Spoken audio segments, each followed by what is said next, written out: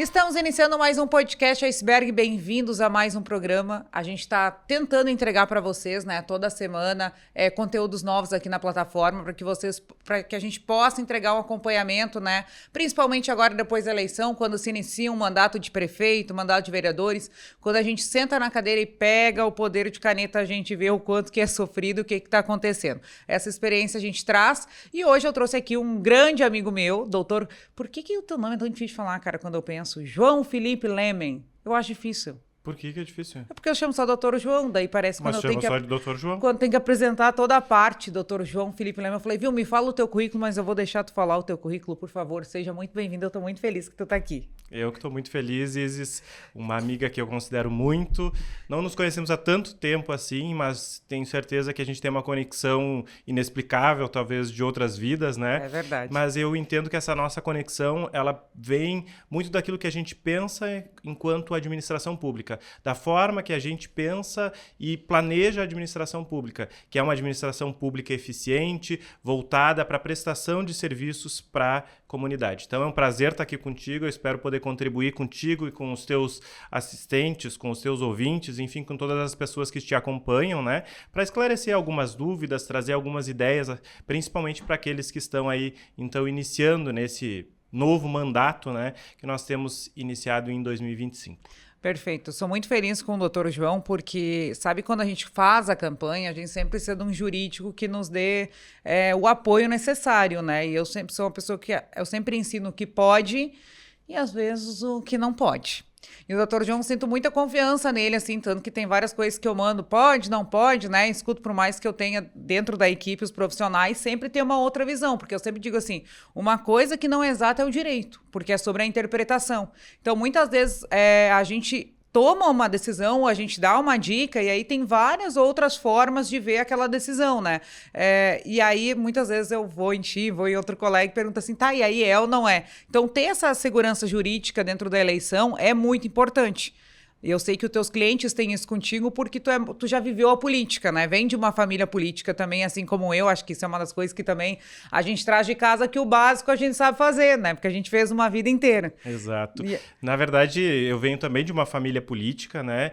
E tenho um perfil muito mais técnico atualmente. Mas isso não significa dizer que eu não esteja intimamente ligado com a política. Porque você concilia a técnica com a política. E isso que você acabou de dizer é muito importante, porque nós precisamos, e eu sempre digo isso quando se inicia uma campanha eleitoral, que nós precisamos de um marketing, porque sem marketing hoje, estrategista político, você não consegue fazer uma boa campanha, você precisa de um contador que saiba fazer a sua prestação de contas e você precisa de um jurídico. Você precisa desses 3 pilares, e aí sim você vai conseguir montar uma boa campanha. E é importante ter um bom jurídico, e um jurídico que tenha pelo menos um prévio conhecimento a respeito do direito eleitoral, porque... E eu digo isso para os meus clientes, mas no município vizinho isso ocorreu, no meu não acontece, porque o juiz decidiu de uma forma diferente. Isso acontece porque o juiz eleitoral, principalmente nesses pleitos municipais, é um juiz de direito comum. Ele pega o direito eleitoral a cada 2 anos e muitas vezes ele não tem nem tempo de estudar suficientemente aquela matéria para poder depois sentenciar. Então a gente passa por essa provação que é numa eleição municipal, onde a gente tem uma pluralidade de juízes eleitorais, né? E a gente tem essa pluralidade e, ao mesmo tempo, diversidade de entendimentos. Isso é bem comum nessas eleições municipais. Então, eu já vivenciei de dentro as eleições, participando com a família, agora vivencio enquanto advogado, né? E simplesmente também como um observador. A gente está sempre atento. Tudo aquilo que sai, eu, você, outros colegas, a gente está sempre se comunicando a respeito de novas decisões, de novos precedentes, como é que nós podemos ir, até que limite nós podemos ir dentro do direito, usando o direito também a nosso favor. O direito ele não é nosso inimigo, a lei não é nossa inimiga, mas nós precisamos saber interpretar a lei e dar condições seguras para que o nosso cliente, para que as pessoas que nos cercam, tomem as melhores decisões. Perfeito. Eu tive a experiência de passar inúmeras vezes por isso, assim, do juiz, principalmente quando é TV, então a gente é chamado pelo juiz eleitoral para conversar quando tem estrutura televisiva, e aí eu me lembro que eles dizem assim, pede o direito de resposta, fala não sei o que, eu dizia, não vou, Quem comanda aqui sou eu, não vou. Eu falava com os advogados, e os advogados se sentiam muito tranquilos na época. A doutora Valquíria, inclusive, quero mandar um abraço, que é uma excelente profissional do Paraná, que ela dizia assim, Isa, eu gosto muito de trabalhar contigo porque tu entende até onde dá para ir. Eu falei, olha, eu não vou pedir porque eu já senti como o juiz vai funcionar. Nas explicações dele eu já senti. Então, ele é um juiz que ele não domina, principalmente essa questão agora de internet, da novidade, o que pode, o que é fake news, o que tem IA, o que não tem. Então, como ele não domina, eu não vou bater de frente com ele e vou forçar uma coisa para ficar desconfortável, porque ninguém tem obrigação de saber tudo. E aí, ela se sentia muito confortável também, porque ela dizia assim, olha, isso aqui eles estão falando que vão entrar, até que pontos? Não, essa aqui a gente segura, vai dar para defender. Mas tinha que ter essa troca, porque muitas vezes a gente acaba frustrando os clientes, porque eles querem que a gente bata de frente e resolva aquilo de qualquer maneira, porque o fulano lá fez, porque no outro município fez, assim como tu trouxe. E a gente fica ali, viu, mas não é assim, eu não posso garantir a decisão do juiz, né? Eu posso ir até aqui, me baseando na lei, no que a gente tem estudado, né? A gente procura referências às outras decisões já tomadas, né? Porque eu falo, quem estuda marketing tem que ter essa noção também.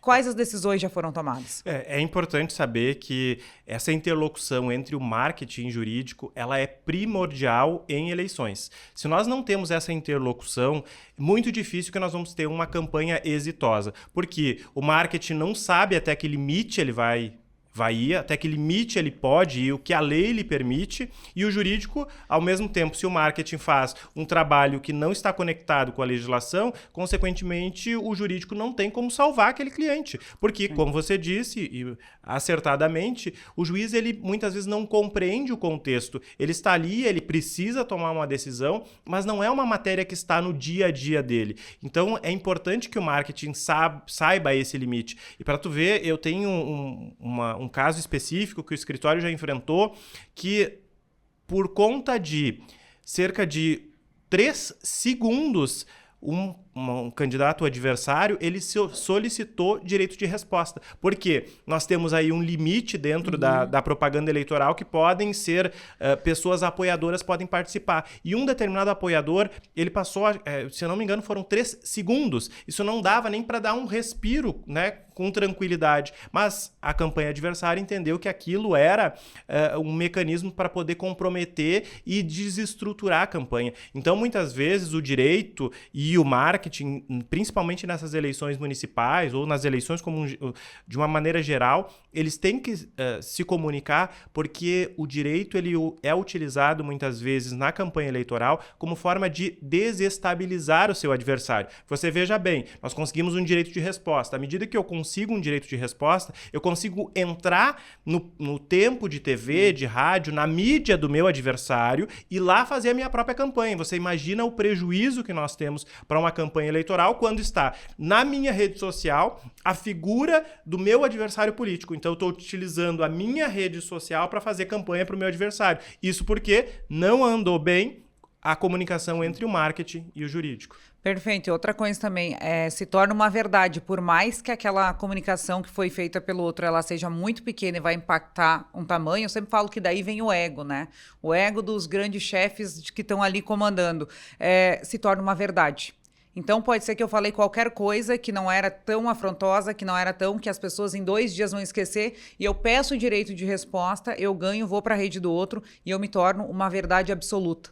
E aí, por uma coisa que não precisava. Então, eu sempre digo assim, vamos medir o que está acontecendo. Não é assim, em 2 dias as pessoas já esqueceram o que passou. É inacreditável, mas é a verdade. Porque às vezes, durante a campanha, a gente olha, isso aqui vai dar o maior estorno, que fica numa pequena bolha que não vai, que não tem aquela coisa que pega, sabe? Aí em 2 dias já tem uma novidade, já tem outro. Por quê? Principalmente quando é prefeito, tem o prefeito e mais 100 candidatos a vereadores, tem o prefeito e mais 70 candidatos a prefeitos. Então, cada um vai ter uma coisinha ali que tem um pedacinho podre ali no caminho, sabe? Então, cada um vai estourar o seu rojãozinho, o seu problema dentro do seu bloco, dentro da sua bolha, do seu bairro. Não vira uma coisa assim, a nível tão grande. Eu sempre falo, não tem uma coisa hoje tão grande que derruba uma campanha. A gente viu, tem tropeços. Se o marketing e o jurídico não trabalharem junto, fica difícil nesses tropeços, né? Com certeza.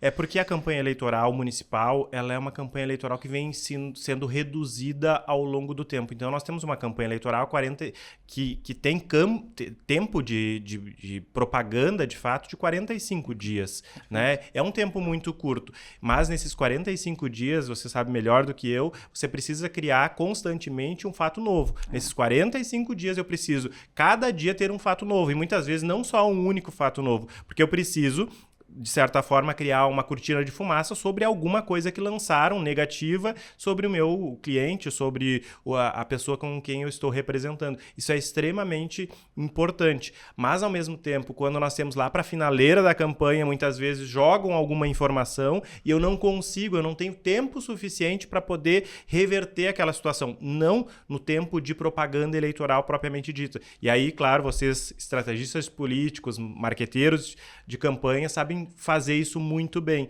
mas ao mesmo tempo esse espaço reduzido é preciso criar a cada dia de campanha 1 ou 2 ou 3 fatos novos e ao mesmo tempo lá no final eu preciso estar muito esperto com aquilo que ainda pode surgir, porque a gente sempre diz, eu não tenho uma bola de cristal, então quando eu sento com os meus clientes, provavelmente quando você senta também com os seus clientes, você precisa fazer um pente fino na vida daquela pessoa, saber tudo aquilo que essa pessoa já passou, já enfrentou, todos os pormenores da vida dela, porque em algum momento em campanha eleitoral isso pode surgir. Com certeza, eu sempre falo assim, senta aqui e me conta, mas não é para mim julgar, é para mim ter a vacina no momento certo, e isso vai ser importante. Agora, nessa última campanha, a gente já sabia o problema que viria, que era uma coisa que não era verdade, mas que já tinha circulado na cidade. E aí eu disse, olha, já a gente tem a vacina, tá tudo certo. E mesmo assim, quando chegou, deu uma desestabilizada, né? Que os parceiros meio que, assim, eu falei, viu, mas a gente já sabia. Agora tem que dar as mãos e caminhar para cima. A gente sabia que ia vir. Isso é um dia. Amanhã não vai ter mais nada. Acabou. Esse WhatsApp aqui não vai nem circular. E não deu outra. Tipo, em 2 dias o negócio já tinha passado. Tanto que eu lembro que a pauta era em relação a uma pauta mais infantil, assim, e a gente foi para dentro de escola com os candidatos, que eram os convidados e tal, e a gente passou como se fosse um rolo compressor. Mas nesse momento tem que ter, assim, muita, sabe? Tu tem que pensar fora do grupo ali, porque o grupo, ele tá envolvido emocionalmente, qualquer coisa pode abalar. Isso é muito comum em campanha. Isso, na verdade, o grupo político que a gente está envolvido, ele começa num looping, não encontrando saída. Então a gente precisa, de certa forma, se afastar. É aquela velha história, santo de casa não faz um milagre, né? Perfeito. Então você precisa se afastar daquele grupo para ter uma visão de fora e saber para onde nós vamos ir, qual é o caminho que nós vamos tomar. Porque se a gente fica dentro daquele mesmo grupo, ouvindo as mesmas ideias, as mesmas questões, a gente não consegue observar de fora. E você, observando de fora, muitas vezes você consegue criar um artifício para que aquilo é algo muito pequeno que não tem um prejuízo direto para a minha campanha. Mas a gente sempre precisa estar preparado para tudo aquilo que pode vir em uma campanha eleitoral. Tem uma coisa que está acontecendo, eu acho que nesse momento que o pessoal traz lá no iceberg, é a prestação de contas ainda, né? Porque todo mundo acha que acabou a eleição, minhas contas estão aqui, estão ok. As primeiras contas avaliadas são dos eleitos para que eles possam ser diplomados, né? Isso. Nós temos a prestação de contas, ela se inicia com os eleitos. E aí eu sou questionado quase que diariamente a respeito da reprovação das contas. O que significa reprovação? Qual é a consequência direta que eu tenho pela reprovação, pela rejeição ou pela aprovação com ressalvas da prestação de contas? Olha, eu sempre digo, diretamente eu não tenho uma consequência. A rejeição, desaprovação de contas para aqueles candidatos que foram eleitos, ela não vai necessariamente levar à perda do seu mandato alcançado nas urnas. Agora, o Ministério Público, diante de uma irregularidade, de um crime na prestação de contas, ele pode ingressar com uma ação e aí sim resultar na sua cassação. Então são duas coisas diferentes. Um é o momento em que eu tenho de prestação de contas, essa prestação de contas pode ser rejeitada e isso por si só não leva à cassação daquela pessoa que foi eleita. Mas em um segundo momento, se o Ministério Público ou até os adversários perceberem que nessa prestação de contas, por exemplo, nós tivemos fonte de recurso vedado. Uma empresa não pode doar. A gente está cansado de saber que agora as empresas não podem doar para as campanhas eleitorais. E se verifica que dentro da prestação de contas há uma doação por parte de campanha, isso pode ser considerado como um crime, uma fonte de recursos vedados e aí pode levar eventualmente a uma cassação. Claro que depende de uma nova ação, vai se passar pelo crivo do contraditório e da ampla defesa? Vai, mas é o juiz que vai decidir lá no final das contas, esse mesmo juiz que a gente disse há pouco tempo, que muitas vezes não está afeto a essa matéria eleitoral. Perfeito. Então, aqui eu sempre digo, ó, gente, vamos cuidar da aprovação de contas, né? Eu, sinceramente, eu acho feio, tá? Assim, eu acho muito feio, né? Ter as contas aprovadas com ressalva ou rejeitadas. Mas eu já tive uma aula aqui na época desembargador, que ele disse, olha, Isis, mas às vezes quando a gente está lá e tem um julgamento é por 30 centavos, 29 centavos eles julgam com ressalvas. Eu sei que fica feio, mas é o entendimento dos colegas que estão ali, então se forma a maioria, né? Então eu disse, cara, mas eu acho assim, tem um prazo para te prestar contas. É como se fosse uma carteira, o teu bolso, é um caixa. E aí tu já não consegue, principalmente prefeito, tu não consegue cuidar daquilo ali, a tua equipe, imagina cuidando do caixa da prefeitura, eu falo. Eu sempre digo, né, que eu e a Isis temos um pensamento muito parecido. E eu digo para os meus clientes o seguinte, olha, você imagina você falar para a cidade, para onde você foi eleito, para as pessoas que lhe elegeram, que você não teve condições de manter as suas contas de campanha em dia. Significa que você vai administrar dinheiro público, vai ter condições de administrar um município, uma cidade, enfim, um estado, vai conseguir administrar as contas que são com dinheiro público, se as contas de campanha que são muito pequenas, diga-se de passagem, se você não conseguiu administrar, então é algo muito delicado. Juridicamente a gente consegue resolver, mas no plano político isso traz uma consequência. Eu atendi uma colega advogada, se não me engano é do Piauí, a respeito dessa prestação de contas. O constituído dela, o cliente dela, teve desaprovadas as contas e agora foi noticiado na mídia. E ele está eleito, ele continua exercendo o mandato dele. Mas ela me disse, professor, o que eu faço com relação a essa questão que foi mediatizada, que está na mídia? Eu disse para ela, olha, tenta, na verdade, um contraponto aí com o jornalista para poder explicar essa situação. Porque juridicamente você consegue resolver. Agora, politicamente, é uma outra situação. Eu sempre busco os históricos, né, de adversários, e na última eu confesso que utilizei dessa tática de expor, porque era uma aprovação, as contas haviam sido reprovadas, como na candidatura de deputado estadual, então nem tinha muita grana para te gerenciar ali, e eram coisas pequenas, tipo alimentação, uma marmita custando R$120. Entendeu? Só que a gente publicizou isso, e tanto que no meio logo no início da campanha a gente trouxe o assunto. Eu me lembro que no meio trocaram-se os advogados, e aí começou, né, o Alexandre aqui também, a prestação de contas, né? Eles começaram a prestar as contas e dar justificativas, porque a gente mexeu naquilo. Claro, a cidade já começa a olhar, nossa, mas um orçamento de tantos milhões de reais que a gente sabe que tem, e o cara não cuida das contas. Então, nós que somos do marketing, né, a gente olha a vida, as contas, a gente busca o histórico, né, dos adversários, para a gente poder olhar, até assim, porque a gente consegue ver vários pontos, que eu acho que o direito também passa por isso, que é o quanto que o teu cliente, o quanto que ele, eu vou dizer assim, o quanto que ele consegue se manter, o quanto que ele consegue estar tranquilo, né, na campanha, porque muitas vezes o cliente, ele quer ser o candidato, ele quer ser o marketing, ele quer ser o advogado, porque eu tenho experiência, ele quer ser o contador, porque eu já fiz, eu que vou falar com os vereadores, e assim vai, ele quer ser tudo. Eu sempre falo, o cliente tem que ser candidato, nesse momento tem que estar candidato, não é tomador de decisão, tem que ter uma equipe ali, e aí muitas vezes eles começam a enlouquecer. Eles enlouquecem a equipe, eles nos enlouquecem, eles querem toda hora, de madrugada, eles estão pensando uma coisa, eles estão mandando mensagem. A gente entende que aquele é o momento, né? Mas tudo tem que ter um meio termo, por isso que é bom sentar e dizer, viu, o que pode acontecer? Porque, como eu tive esse caso, eu disse, viu, mas nós havíamos conversado e nós já sabíamos.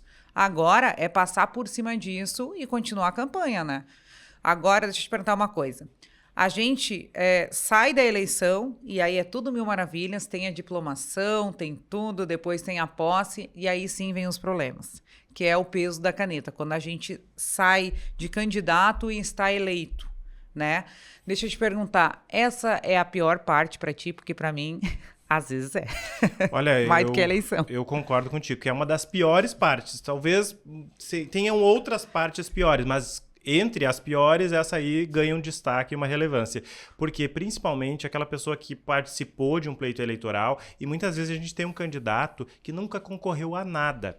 E aí, ele utiliza agora no exercício do mandato, ele conseguiu se sagrar como vencedor naquela eleição, mas ele não perdeu a estrutura. Ele aprendeu a ser candidato, mas ele não aprendeu agora a ser um gestor, um prefeito, uma prefeita, um vice, um vereador. Não aprendeu. Então ele não consegue separar. E o discurso dele foi muito preparado pelo seu marketing para fazer campanha, só que ele não esqueceu que a eleição passou.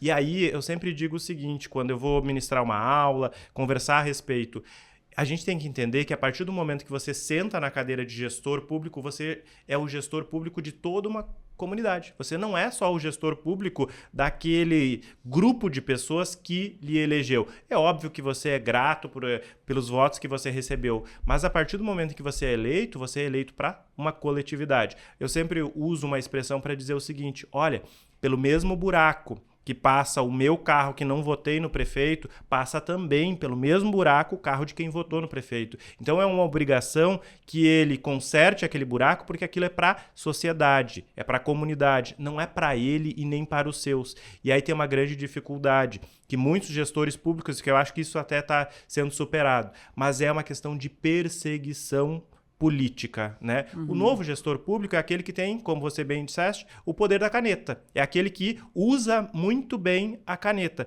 mas usa em proveito do coletivo. Não para deixar, por exemplo, um servidor público lá sentado no famoso banquinho. Isso não é mais o tipo de gestor público. O tipo de gestor público é aquele que cobra se é o seu adversário, o seu parceiro político que está lá na administração, que venha a prestar o serviço que de fato ele está ali para fazer. Interessa de quem ele vem, de onde ele vem, interessa que ele preste um bom serviço público. Por quê?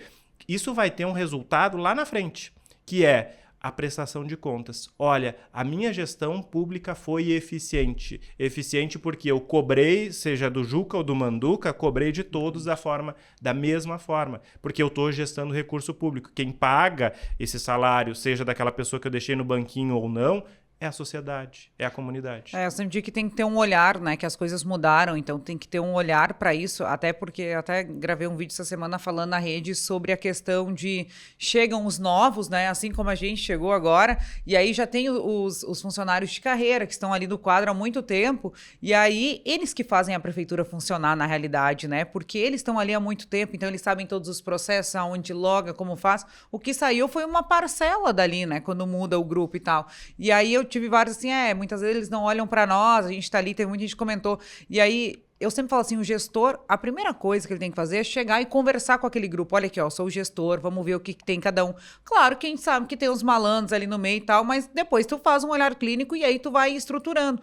Então, muitas vezes, assim, as perguntas que vêm assim, pode ter perseguição, né, perseguição dentro, ele pode me colocar lá em tal lugar, porque isso acontece. Isso é muito do direito, na realidade, né? Até que ponto tem essa perseguição e até que ponto pode, vamos dizer assim?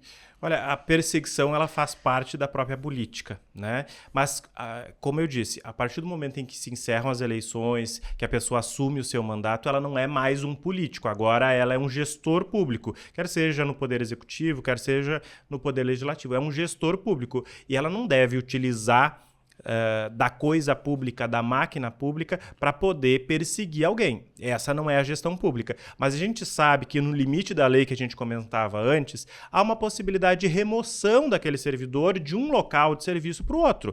E isso é perfeitamente possível, porque dentro do direito administrativo, a gente exige uma motivação para aquele ato. Então a Isis não foi minha parceira política, ela é uma professora e eu vou trocar ela de escola. É possível? Sim, o gestor público tem condições de fazer isso, desde que ele venha a motivar aquele ato. Olha, eu estou trocando a Isis e em virtude de que naquela escola onde ela está lotada, já existe um excesso de professor para a disciplina em que ela ministra. Mas em uma outra, eu tenho um déficit, eu tenho uma falta e, portanto, eu vou levá-la para lá. Agora, quando isso se caracteriza simplesmente como uma perseguição política, e é uma atenção que o pessoal tem que ter, é que o Ministério Público tem utilizado a questão da perseguição política muito fortemente nas questões de improbidade. Nós temos um município aqui no estado do Rio Grande do Sul em que os eleitos, né, o prefeito, o vice, foram cassados em primeiro grau justamente por essa questão de perseguição política.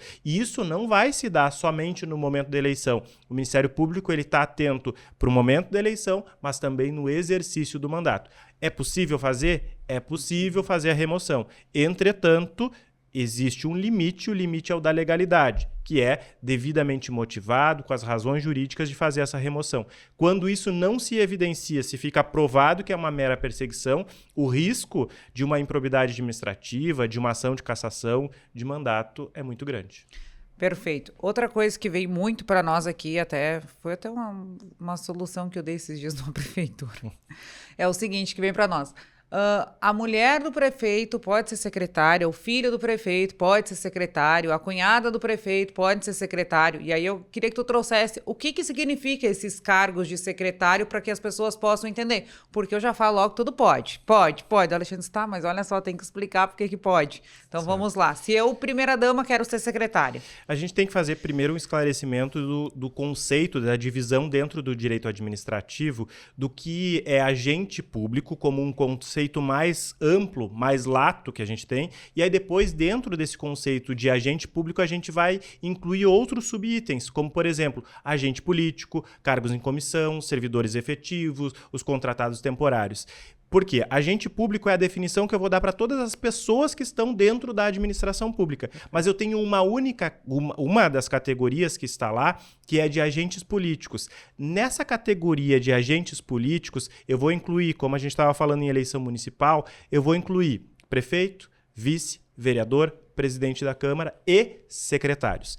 Por que eu estou fazendo essa observação inicial? Porque nós temos uma súmula, a súmula vinculante número 13 do Supremo Tribunal Federal, a famosa súmula do nepotismo. Para quem não sabe o que é nepotismo, é colocar a parentada toda na prefeitura. Essa súmula, ela não contempla os agentes políticos. Portanto, a esposa do prefeito, o filho do prefeito, a nora do prefeito podem ocupar cargos de agentes políticos. Isso é perfeitamente possível. Nós temos um exemplo aqui do estado do Rio Grande do Sul onde isso ocorreu.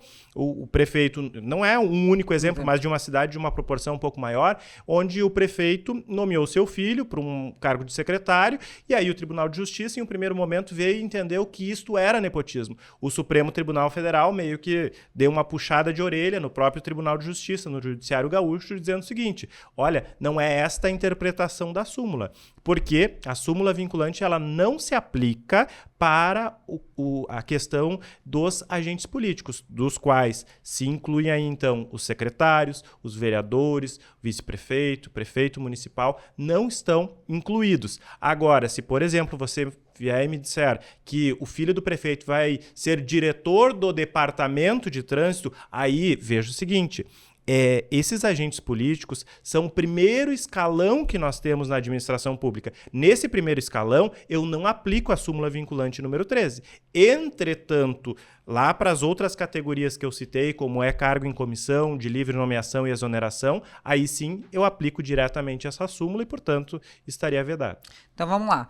Se eu quiser, então, que o meu filho seja o secretário, ele pode ser, não tem problema nenhum. Se o meu cunhado for, o meu irmão, tá tudo certo. Se eu colocar ele como CC lá numa secretaria, não pode, porque daí sim a gente fica com a interpretação de nepotismo. Exatamente. A chefe da saúde lá, porque é a minha prima que é enfermeira, não vai poder, que é nepotismo. Não vai poder. Outra coisa também que eu quero trazer é o nepotismo cruzado, que também tem essa condição aí de eu vou lá, vou nomear o meu filho, eu sou prefeita, vou nomear o meu filho dentro do teu gabinete, que tu é vereador, e aí tu me indica um teu familiar para vir para a prefeitura. Comprovando-se isso, aí que se comprova o nepotismo cruzado, porque muitas vezes dizem, mas não é bem assim. Eu já vi inúmeras decisões dessa forma, desse tipo de amarração, sabendo sabe, ainda mais município pequeno. Todo mundo sabe que é parente. Todo mundo se conhece e, na verdade, tem muita denúncia. Ontem eu estava ministrando um curso, inclusive, para vereadores, e os vereadores questionam muito isso.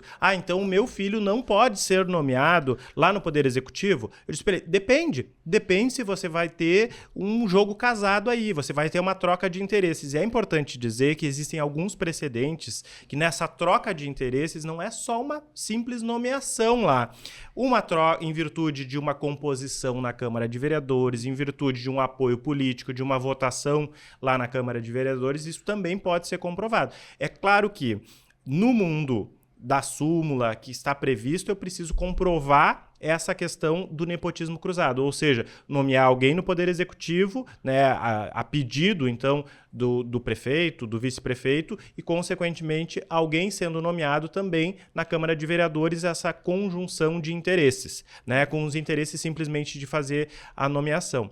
Agora, entretanto, é difícil de provar muitas vezes, é difícil de provar, mas o que é mais interessante é que os políticos não suportam o tanto de denúncias que eles têm que responder, e não é a legalidade. Aí ontem alguém me perguntava o seguinte, olha, mas o que acontece se eu tenho nomeado o filho do prefeito na Câmara de Vereadores e se caracteriza como nepotismo? A primeira consequência que eu vou ter para isso é a demissão. A exoneração dessa pessoa. A demissão é o termo mais correto. Eu vou demitir essa pessoa em virtude da ocorrência do nepotismo. Mas qual é a consequência que eu tenho por trás disso? Se ficar comprovado o dolo, porque o nepotismo ele tem uma origem lá no princípio da moralidade. O princípio da moralidade no artigo 37 da Constituição Federal. Nasce de lá a ideia da súmula vinculante número 13. E aí eu tenho que tomar um cuidado. A lei de improbidade administrativa, ela diz ofender aos princípios da administração pública. Entre esses princípios está o da moralidade. Então, vamos pensando, claro que numa ideia de muito esticada, muito esgarçada dessa questão, pode-se chegar, em virtude de um nepotismo, ter aquela pessoa que fez a nomeação, não simplesmente ter a exoneração, mas pode-se chegar a uma ação de improbidade administrativa ser proposta pelo Ministério Público. Então, para vocês que estão aí, que comentam sempre no post, isso aqui não acontece porque assim, gente, pode acontecer. Eu sempre falo assim, vamos deixar vir um monte de denúncia, né? Tribunal, MP, puxar a lupa. Aí quando acontecer com o primeiro, aí vira exemplo. Eu gosto de dizer o seguinte, depende do lado da mesa que você está. Se eu estou como consultor jurídico de uma prefeitura, que a gente presta uma consultoria, eu sempre tenho que ter uma precaução em dizer pode, não pode. Ó, pode, mas o limite, nós temos uma possibilidade aqui, nós temos um risco aqui. E aí, na visão do advogado, eu gosto muito quando existe o nepotismo, porque afinal de contas, o quê? Vão precisar do advogado. Nem relógio trabalho de graça. Eu preciso efetivamente receber. Eu preciso que tenha uma ação para que o advogado possa trabalhar. Isso é uma realidade. É verdade. Não é seria uma hipocrisia dizer o contrário. Então, se eu estou na visão do consultor, eu vou dizer, ó, cuidado aí que nós podemos caracterizar o nepotismo, isso pode levar a uma improbidade administrativa. Se eu estiver do outro lado, que eu não estou participando dessa administração, eu vou deixar as coisas rolar, porque eu não vou ser aquela pessoa que vai anunciar lá para o prefeito, olha aqui, eu nem te conheço, mas tu está cometendo um nepotismo, não, deixa que as coisas aconteçam e depois ele vai ter que se explicar no mínimo. Isso muitas vezes acontece para nós também na questão de marketing. Se tu viu que o fulano está fazendo tal coisa, por que tu não fala para ele? Ele não me paga. Ele tá lá com a equipe dele, eu respeito a equipe dele, acho que tá tendo as coisas que estão erradas, mas eu não vou lá me meter no trabalho do colega, porque ele que tá sendo pago, ele deveria ter estudado, ter falado. E uma outra coisa que eu também não faço, e tenho pavor de profissionais que fazem, acham que faz melhor que o outro. Ah, porque se fosse eu não ia fazer dessa maneira. Gente, cada um tem a sua realidade, vai viver do seu jeito, vai fazer o trabalho do seu jeito, vai ter um posicionamento, sabe? Muitas vezes pra mim, tu tá vendo isso aqui? Então o que tá achando? Tô achando nada. Tô achando que esse é o trabalho do profissional lá, assim como eu não gosto que se metam no meu trabalho. E aí a gente tem uma certa dificuldade, que é o que a gente está trazendo na rede, porque muitos prefeitos são novos, né? Renovou muito, tenho até um número, eu tinha anotado aqui, mas renovou aí cerca de, acho que 40% das prefeituras, muito prefeito jovem, então prefeito já ligado na internet. Então ele traz consigo para dentro da prefeitura a equipe de comunicação. Normalmente traz advogados também, traz tudo. E aí eu sempre digo assim, só que tem um problema. A equipe de comunicação, talvez ela estudou a comunicação eleitoral e agora a gente está indo para dentro do poder público. E aí que começam os problemas na internet, que daí o doutor João trabalha comigo e fala assim, ó, menos o prefeito na rede social, menos o prefeito na rede social, mas não dá nada, cara, eu tô fazendo certo. Não, tu tem que diminuir. Aí eu falo, não vou diminuir, depois tu defende que eu quero colocar o máximo que eu posso do meu cliente lá. Vamos para essa discussão agora. O que os prefeitos têm que se atentar nesse momento, que eles não são mais candidatos, agora eles são prefeitos. São prefeitos, são gestores públicos e eles precisam separar.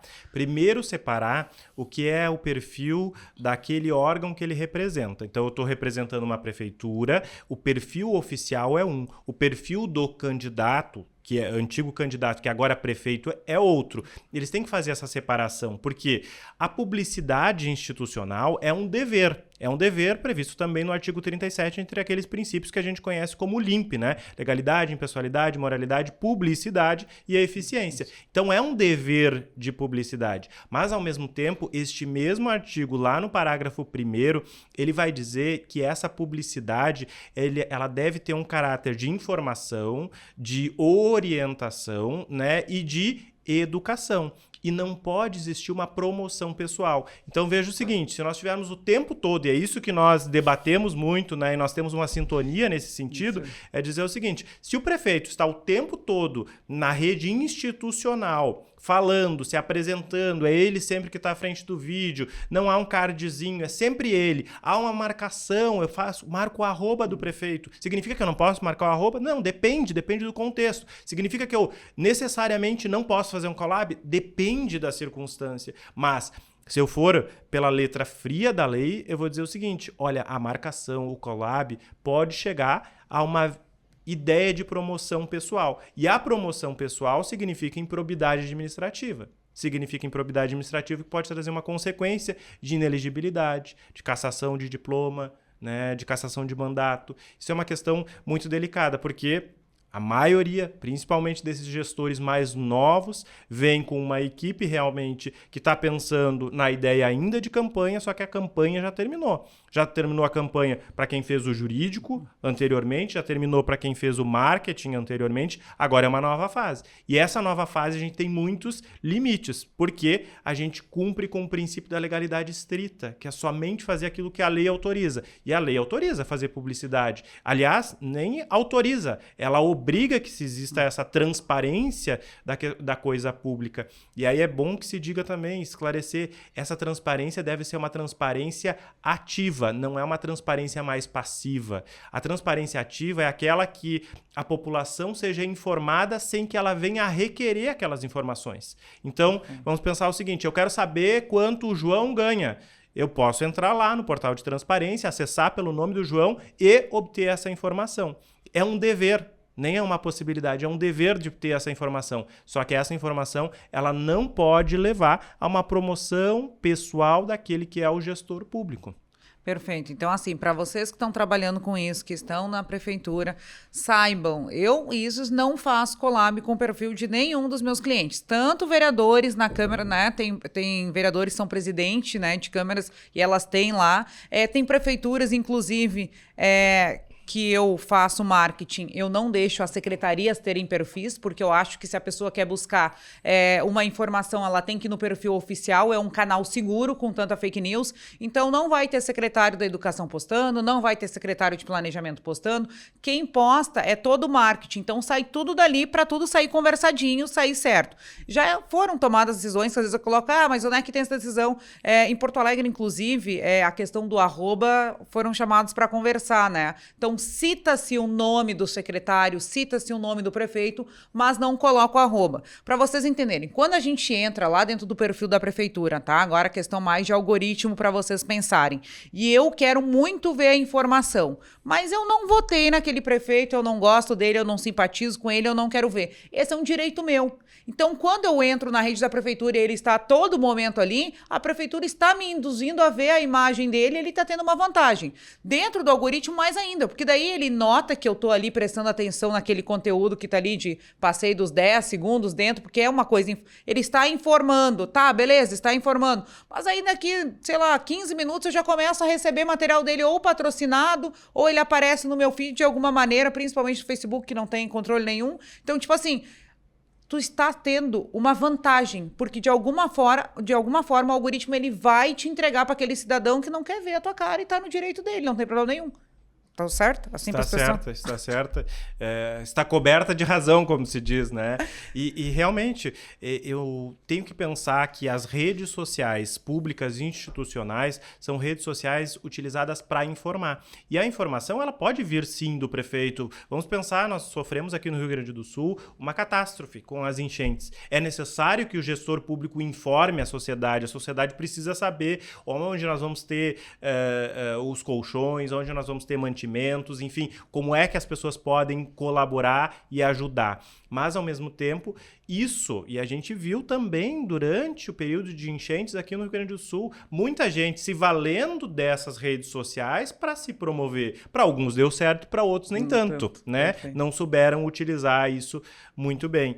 Mas, ao mesmo tempo, na questão institucional, eu volto a dizer, tem que tomar todo o cuidado possível. A questão dos arrobas, a questão da collab. Olha, eu vou fazer collab com o governador do estado, porque o governador do estado está destinando uma verba específica, está dando uma informação sobre uma catástrofe que pode estar numa área de abrangência do município, é uma coisa. Agora, eu estou fazendo o lançamento de uma obra, coloco em collab com aquele gestor público, é lógico que, como você disse, sabe muito melhor do que qualquer outra pessoa.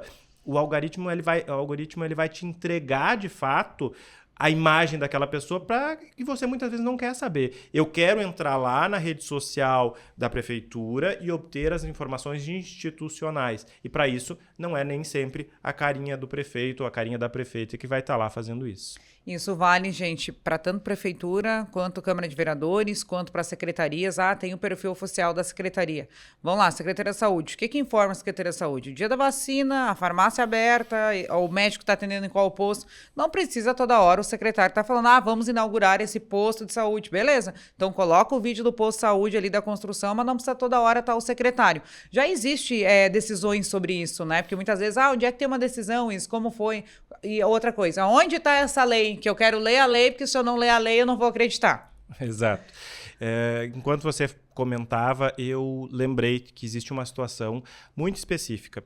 Aqui no Rio Grande do Sul, nós temos um julgado, que é um julgado muito interessante, e ele diz o seguinte, olha, o vice-prefeito, ele fazia os programas de rádio, apresentando para a comunidade todos os feitos. Então, com uma ideia de publicidade institucional, ele ia numa determinada emissora de rádio e informava a sociedade a respeito daquilo que estava acontecendo no poder público. Só que ao invés dele dizer, olha, é a gestão pública, é a prefeitura, ele dizia, eu e o fulano fizemos, eu e o Beltrano fizemos. E aí, como feitos pessoais dele. E eles foram, esse vice-prefeito, porque foi ele que agiu dessa forma, que se comprovou, né?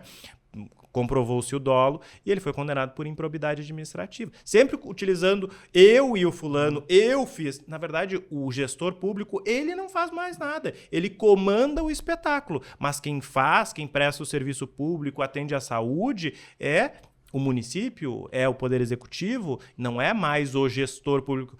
Significa que ele vai apagar as redes sociais dele, que ele vai estar fora do mundo digital? Não, não é isso. Ele vai fazer a sua promoção pessoal na sua rede pessoal e não na rede institucional, né? Mas nós temos uma lei que diga taxativamente que não pode fazer, qual é o limite? Não.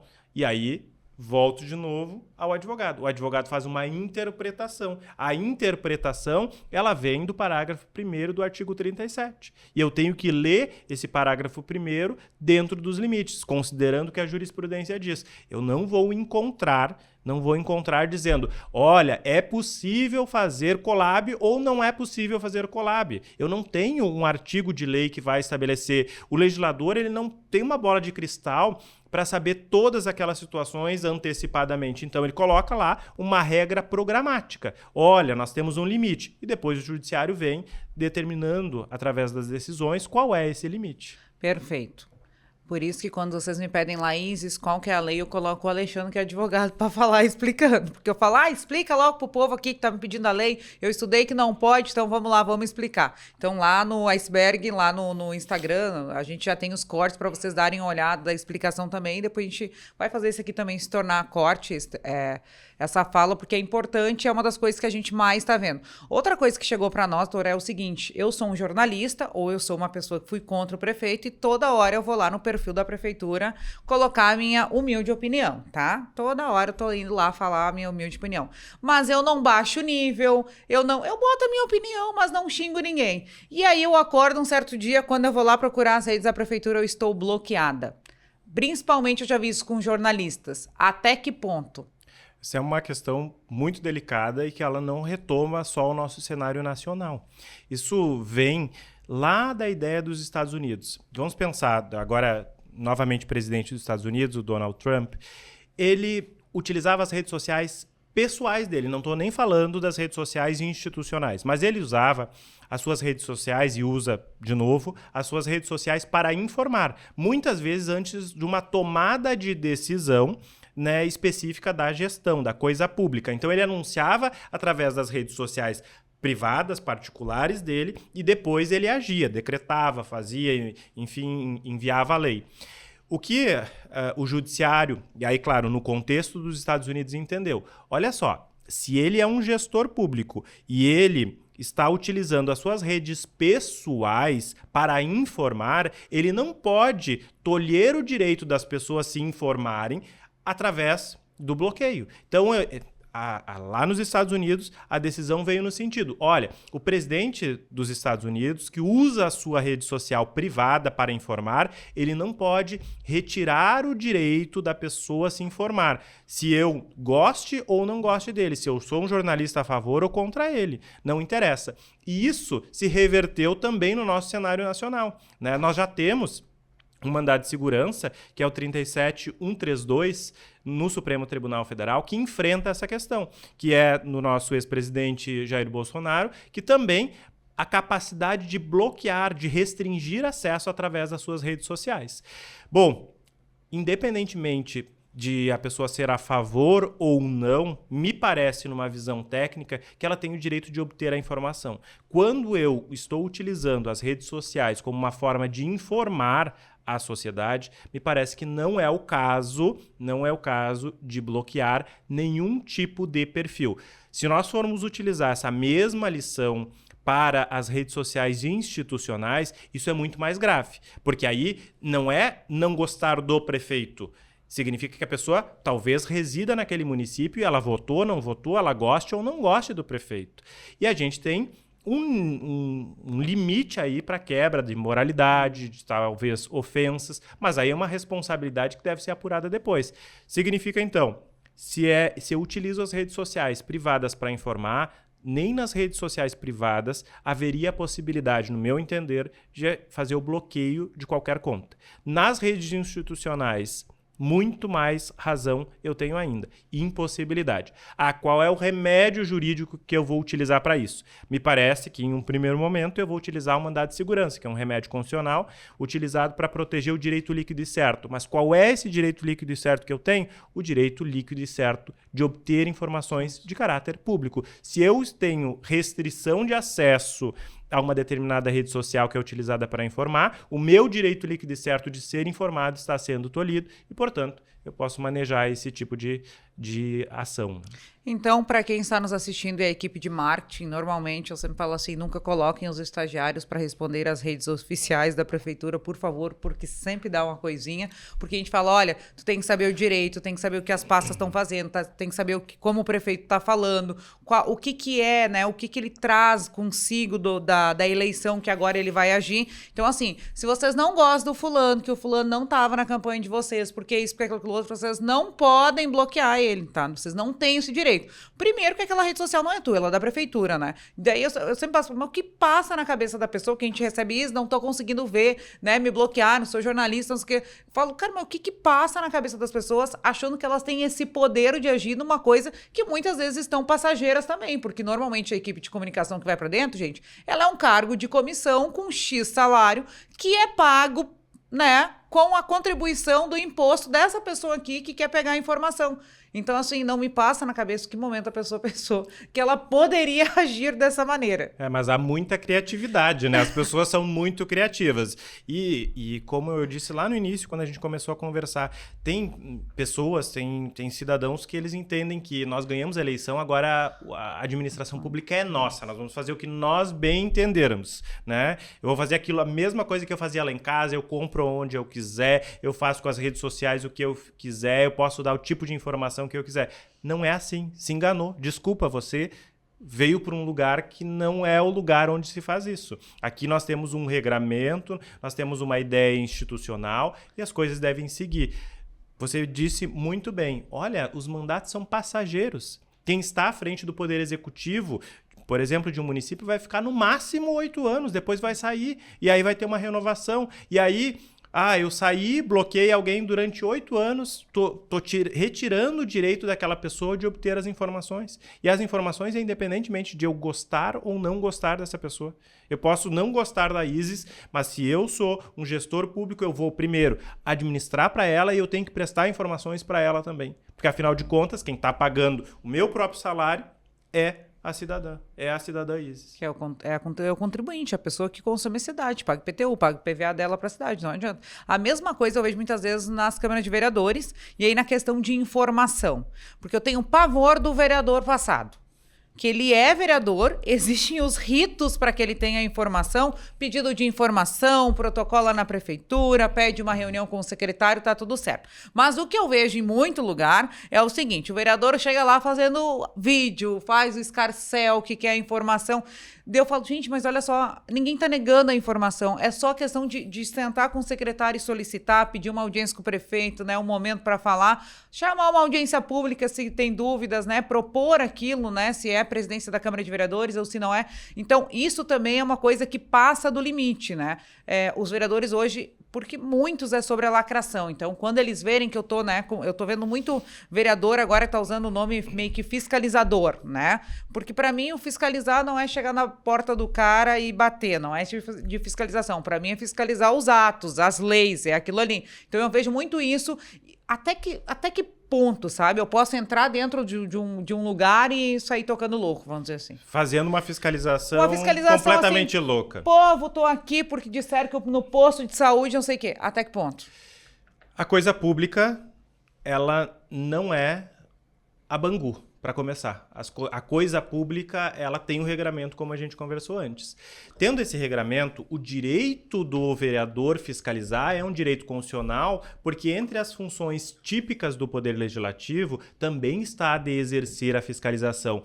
Mas essa fiscalização ela tem um limite. Qual é o limite? Dentro daqueles instrumentos que o regimento interno da Câmara de Vereadores propiciou, dos instrumentos que a lei orgânica dispôs para aquele vereador agir.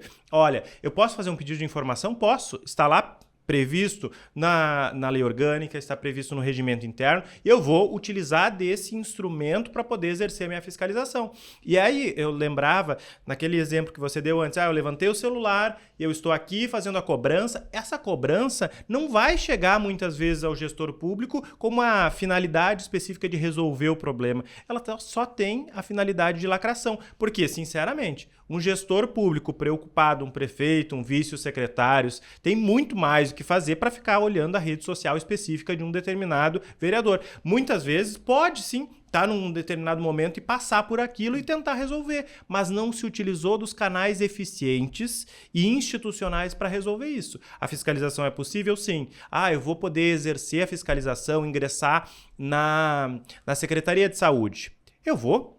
Talvez eu possa entrar lá na Secretaria de Saúde e, entrando nessa Secretaria de Saúde, eu vou pedir autorização para o secretário. Eu vou pedir autorização para o secretário para dizer, eu vou exercer a minha fiscalização aqui, o senhor me acompanha e não há problema nenhum. Agora, vamos pensar, nós estamos entrando em um posto de saúde, né? Na Secretaria de Saúde. Tem pessoas acamadas, as pessoas que estão lá efetivamente elas querem ser registradas, querem ser filmadas lá dentro, muitas vezes estão numa situação difícil, né? As pessoas não querem isso. Então, a lacração também tem um limite, porque é só ao ponto de que a sociedade perceba que aquilo ali não está sendo utilizado com a finalidade de fiscalização, mas de autopromoção. De autopromoção daquele que está exercendo ou se dizendo que faz aquela fiscalização. Então, existe possibilidade de fiscalizar? Sim. É um direito constitucional, inclusive, se o prefeito municipal não responde o pedido de informação, a capacidade de ingressar também com um mandado de segurança para que esse direito seja protegido. Mas eu tenho que fazer pelos meios legais. Se eu não fiz pelos meios legais, eu não tenho nem como cobrar do gestor público, eu não tenho como responsabilizá-lo nesse sentido. Perfeito. A gente pode passar horas aqui, né, falando, porque a gente tá junto quase todo dia, mas mesmo assim, né, sempre tem alguma coisa que surge, o que pode, o que não pode, o que pode fazer dessa forma, o que não pode, mas Tô muito feliz de te receber aqui, quero te receber mais vezes, né? Sempre que tu quiser vir aqui, me pede, que eu deixo tu vir. Tu me permite vir aqui, então. É muito engraçado, porque o dia que nós não nos encontramos, pelo menos uma mensagem a gente troca, e muitas vezes é uma mensagem com a ideia de melhorar alguma coisa na gestão pública. Né? Isso é muito interessante, porque a gente tem uma conexão, como eu disse lá no inicinho, a gente não explica, a gente não se conhece nem há tanto tempo assim, mas a gente tem uma comunicação, uma ideia, um jeito de pensar muito parecido. Às vezes ela está pensando alguma coisa e eu, efetivamente, eu já estava pensando a respeito disso. A gente consegue casar as nossas ideias, né, para as coisas realmente funcionarem. Eu que fico muito feliz de estar aqui. Eu não vou contar o que tu fala, né, a frase que tu fala que Deus separa, o diabo junta, que fica feio. Depois vamos cortar essa parte, talvez, que é isso que ele fala pra mim. Deus cria, o diabo separa e se junta por conta, né? É isso aí. É verdade.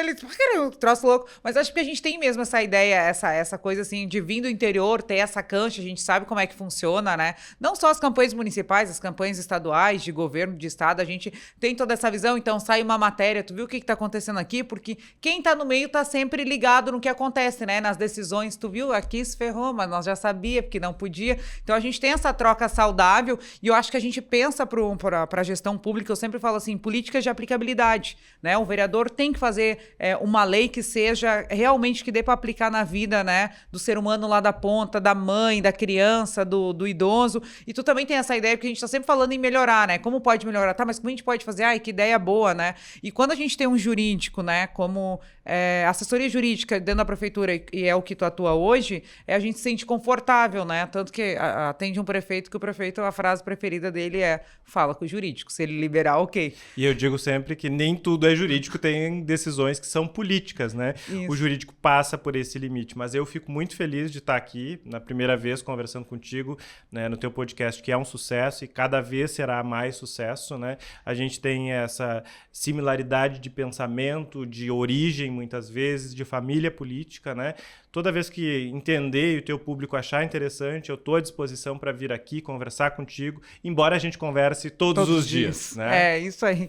Gente, esse foi mais um episódio do Iceberg, espero que vocês tenham gostado, né? Foi uma aula, literalmente, o professor deu uma aula aqui, isso que a gente gosta de entregar conteúdo para que vocês entendam, muitas vezes vocês não têm condição, talvez a cidade não tenha, porque a gente, né, vai para todos os municípios do Brasil, então eu sei que lá no Amapá eu tenho gente que olha no Acre, então esse é mais um conteúdo. A gente vai deixar as redes sociais aqui do Dr. João para vocês acessarem.